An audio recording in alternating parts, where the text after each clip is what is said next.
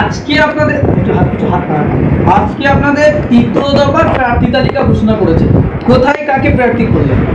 আমরা ইতিমধ্যে আমাদের প্রেস রিলিজ, প্রেস কনফারেন্স ভিডিওর মাধ্যমে আমরা আপনাদের কাছে পাঠিয়ে দিয়েছি, জনমানুষের কাছে পৌঁছাবার জন্য পাবলিক ডোমেইনে আমরা দিয়েছি।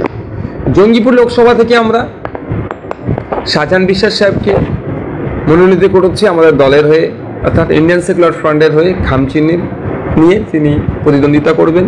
কৃষ্ণনগর লোকসভা থেকে আফরোজা খাতুন মহাশয়াকে আমরা পার্টির পক্ষ থেকে মনোনীত করেছি। তমলুক লোকসভা কেন্দ্রের জন্য আমরা মাহিউদ্দিন মাহি, যার চাকরি চুরি গিয়েছিল, লড়াই করছে চাকরিটা পাওয়ার জন্য, সেই লড়াইয়ে আছে, সেই ধরনের একটা ক্যান্ডিডেটকে আমরা খুঁজে বার করে লড়াইয়ের ময়দানে আমরা রেখেছি। যাদের চাকরি চুরি গিয়েছে সেই বিষয়টা নিয়ে যাতে দ্রুত তদন্ত সহ কেন্দ্রীয় পার্লামেন্টে অর্থাৎ লোকসভার মধ্যে সোচ্চার হতে পারে সেই কথা মাথায় রেখে এবং সমগ্র রাজ্যের অভাব অভিযোগের কথা মাথায় রেখে যেমন প্রার্থী দিচ্ছে, ওই সেক্টর থেকে একজনকে আমরা তুলে নিয়ে এসেছি। বনগাঁ লোকসভা কেন্দ্রে আমরা দীপক মজুমদার মহাশয়কে আমাদের পার্টির পক্ষ থেকে প্রতিনিধিত্ব করা হচ্ছে, যারা সকলেই খামচিহ্ন নিয়ে আগামী দিনে মানুষের দ্বারে দ্বারে যাবে।